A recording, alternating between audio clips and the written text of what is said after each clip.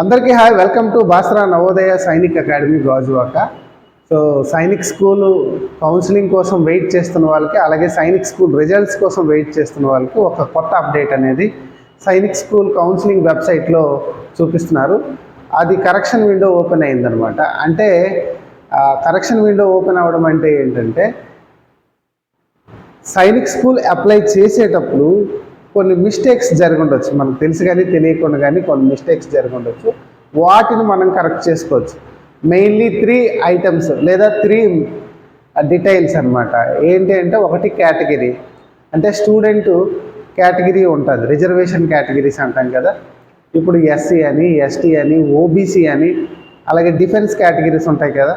So ఆ categories ఏమైనా మార్చుకోవాలనుకుంటే మార్చుకోవచ్చు. ఇప్పుడు 2 జెండర్ అంటే బాయ్ గర్ల్. సమ్టైమ్స్ మీరు బాయ్ అయ్యండి గర్ల్ అని అక్కడ అప్లై చేసినప్పుడు రావచ్చు, లేదంటే గర్ల్ అయితే బాయ్ అని అప్లై చేసేటప్పుడు రావచ్చు. కొన్నిసార్లు ఓవర్లుక్లో మిస్టేక్ మనమే పెట్టుండొచ్చు, దాన్ని మార్చుకోవచ్చు అనమాట.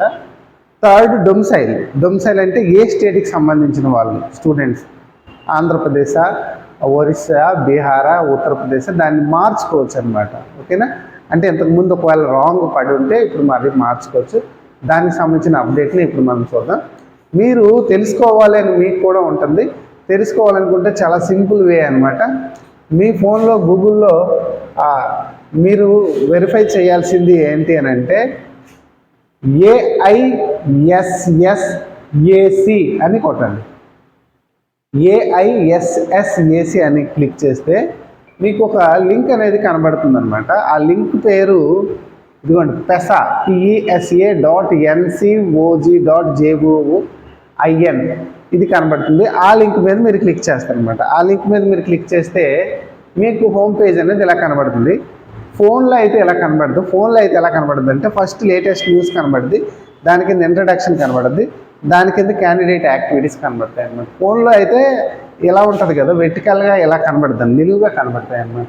ఇది మీరు సిస్టంలో కానీ ల్యాప్టాప్లో కానీ అయితే ఇలా అడ్డంగా కనబడుతుంది అన్నమాట స్క్రీన్. ఓకేనా? ఇక్కడ మీరు చూడొచ్చు, ఇక్కడ మీరు స్క్రోల్ అవుతుంది అనమాట. ఏంటి స్క్రోల్ అవుతుంది? Correction window for registered candidates would be available from 9 May to 12 May. అంటే 9th May నుంచి 12th May లోపల మీరు కరెక్షన్ చేయాలనుకుంటే చేయొచ్చు.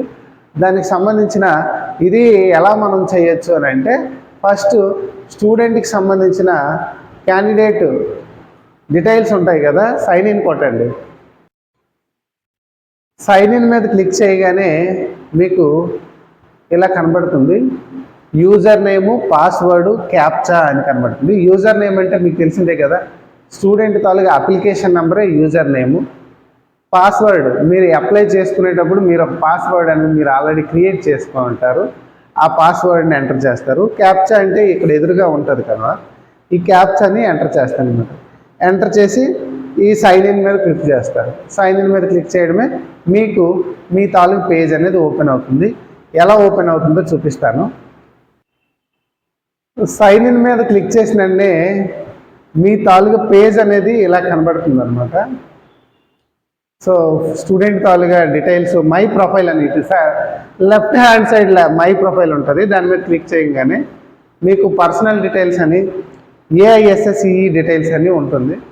పర్సనల్ డీటెయిల్స్లో candidate, father name, mother name, ఇవన్నీ కూడా ఉంటాయి అన్నమాట. సో ఇది మీకు కనబడుతుంది. ఫస్ట్ మై ప్రొఫైల్ చెక్ చేసుకుంటారు. మై ప్రొఫైల్ చెక్ చేసిన తర్వాత ఈ మై ప్రొఫైల్ కింద కరెక్షన్ విండో అని కనబడుతుంటుంది. ఈ కరెక్షన్ విండో మీద క్లిక్ చేస్తారు అన్నమాట. కరెక్షన్ విండో మీద క్లిక్ చేసిన తర్వాత మీకు ఇదిగో పర్సనల్ డీటెయిల్స్ ఇలా కనబడుతుంటాయి. ఇక్కడ మీకు ఓన్లీ 3 కేటగిరీస్ ఉంటాయని చెప్పాను కదా. ఒకటి category, gender, domicile. Category, gender, domicile. కేటగిరీని మార్చుకోవచ్చు, జెండర్ మార్చుకోవచ్చు, డొమిసైల్ మార్చుకోవాలనుకుంటే మార్చాలనుకుంటే మార్చవచ్చు, లేకపోయినా పర్వాలేదు. మీరు కింద మార్చాలనుకుంటే మాత్రం కింద డిక్లరేషన్ అని ఉంటుంది, కింద డిక్లరేషన్ బాక్స్ ఉంటుంది. సో డిక్లరేషన్ బాక్స్లో టిక్ మార్క్ పెట్టి ఇక్కడ సబ్మిట్ కొట్టాలన్నమాట. రైట్ బాటంలో సబ్మిట్ కొట్టాలి. ఒకవేళ మార్చాలని లేకపోయినా నో ప్రాబ్లం, సబ్మిట్ బాక్స్ అనేది కొట్టేయవచ్చు. సో మార్చాలనుకుంటే మాత్రం ఇదే లాస్ట్ అండ్ ఫైనల్ అనమాట, ఇంకా మార్చడానికి అవకాశం ఉండదు. సో ఏదైనా మీకు అవసరం అనుకుంటే మారుస్తారు, అవసరం లేదనుకుంటే లాస్ట్లో సబ్మిట్ కొట్టేస్తారు. సబ్మిట్ కొట్టే ముందు ఏం చేయాలి, ఈ డిక్లరేషన్ బాక్స్ ఉంటుంది కదా, దాని మీద ఇలా జస్ట్ క్లిక్ చేస్తారు అనమాట. క్లిక్ చేస్తే అయిపోతుంది. క్లిక్ చేసి లాస్ట్లో లాగౌట్ ఉంటుంది కదా, లాస్ట్లో పైన టాప్ రైట్లో లాగౌట్ ఉంటుంది. సో ఆ లాగౌట్ మీద క్లిక్ చేస్తే మళ్ళీ మీరు బ్యాక్ వచ్చేస్తారు అన్నమాట.